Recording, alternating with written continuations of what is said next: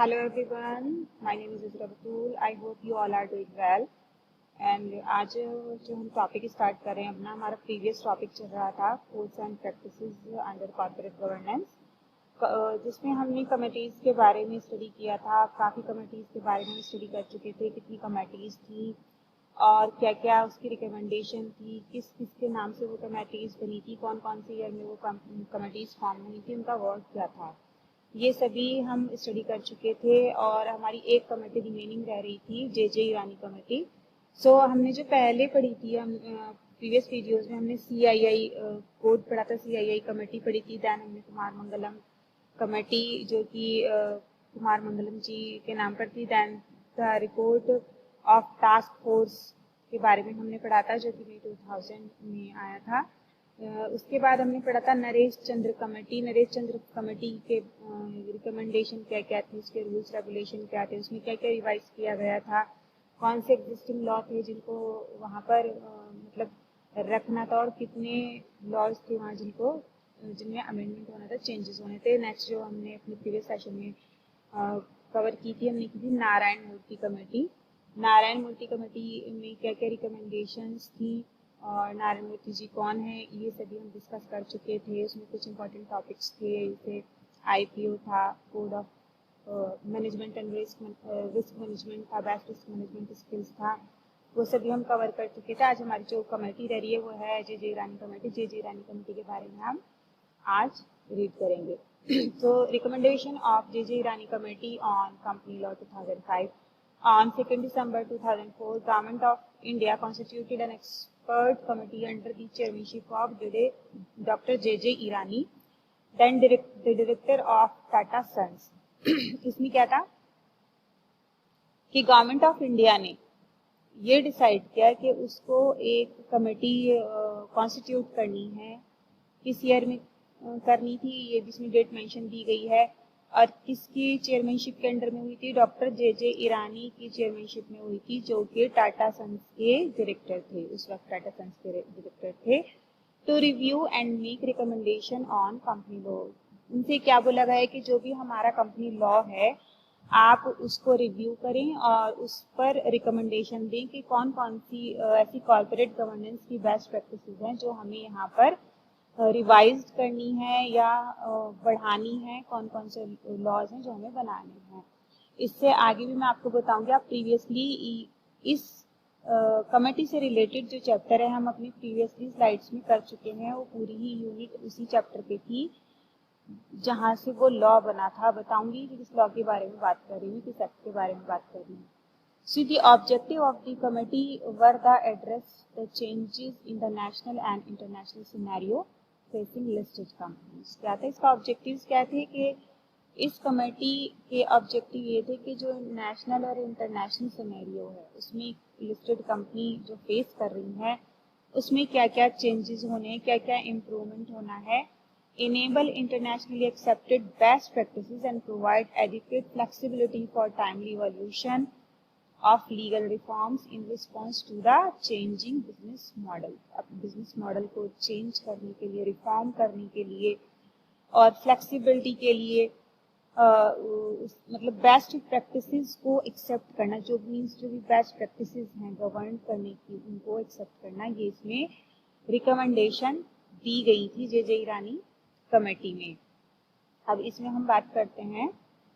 The recommendation of the committee highlights on the following areas of the legislation to make necessary modification into them. अब कौन कौन से necessary modification थे जो under the law वो changes होने थे, modify होने थे।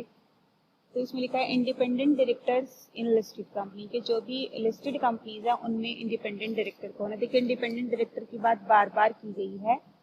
इंडिपेंडेंट डायरेक्टर किसी भी कंपनी में होगा तो क्या वहाँ पार्शियलिटी नहीं होगी। कंपनी के अंदर कोई अगर कमी नजर आ रही है तो वो इंडिपेंडेंट होकर उस कमी की तरफ इंडिकेशन दे सकता है और उसको इम्प्रूवमेंट करने के लिए भी स्टेप अप हो सकता है, स्टेप उठा सकता है कंपनी के बेटर बिजनेस के लिए। सिर्फ कंपनी के लिए ही नहीं, कंपनी के साथ जितने भी स्टेक होल्डर्स इन्वॉल्व हैं, अटैच है, उनकी भलाई के लिए, उनके बेनिफिट के लिए, प्लस कंपनी की ग्रोथ के लिए वो जो भी बेनिफिशियल स्टेप्स होंगे वो उठाएगा, इसलिए इंडिपेंडेंट डायरेक्टर्स का होना जरूरी है। SEBI through the revised clause 49 to the listed agreement has made it to have at least 50% of the board of the listed company as independent director। कितने 50% जो बोर्ड के जो लिस्टेड कंपनी के director थे वो इंडिपेंडेंट होने बहुत जरूरी है। This has been accepted and validated by the capital market regulator। The proportion has been variance in the report of Dr. J.J. Irani committee stating to have 1/3 of the board of a listed company should comprise with independent director। कितने percent बताएगा? 1/3 जो भी director थे listed company में वो independent director होने चाहिए। अब वन थिंग, अब आपसे मैं अब बात कर रही थी कि आप इस लॉ, इस कमेटी के रिगार्डिंग बहुत कुछ स्टडी कर चुके हैं। मैं किस लॉ की बात कर रही हूँ? Yes, I am talking about the Companies Act 2013 which we have covered in our previous session।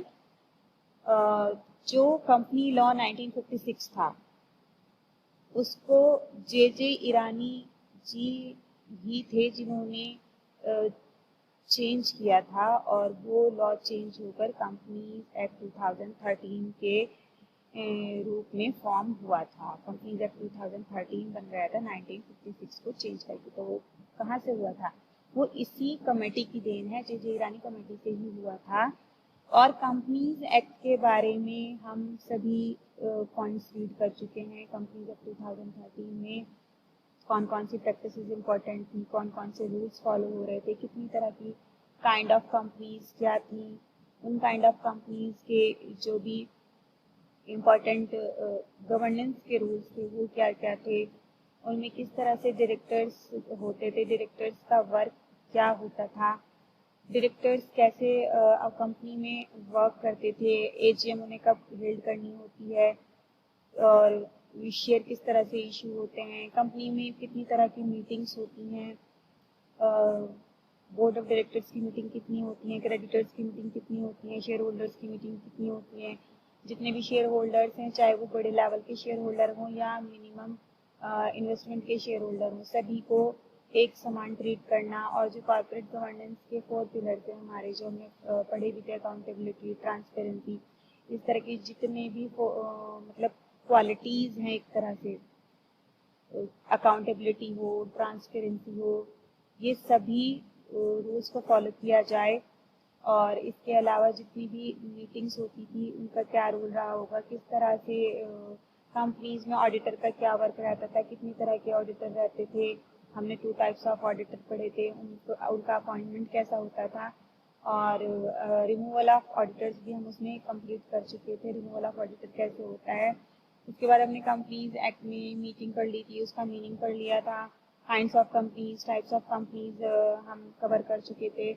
और लिटरेट हमने कंप्लीट किया था role of director, appointment, role of director क्या होता है, अपॉइंटमेंट ऑफ डायरेक्टर कैसे होता है, कितनी तरह के डायरेक्टर्स होते हैं, और फिर उनका रिमूवल कैसे होता है, डायरेक्टर का रिमूवल कैसे होता है। ये सभी हम अपनी प्रीवियस चैप्टर में, जो कि कंपनीज एक्ट 2013 है, उसमें हम कवर कर चुके हैं। सो यहाँ पर independent director in listed companies में जब इंडिपेंडेंट डायरेक्टर होंगे, और क्लाउज 49 में क्या क्या चेंजेस होने थे, ये सभी जे ईरानी कमेटी में चेंजेस किए गए।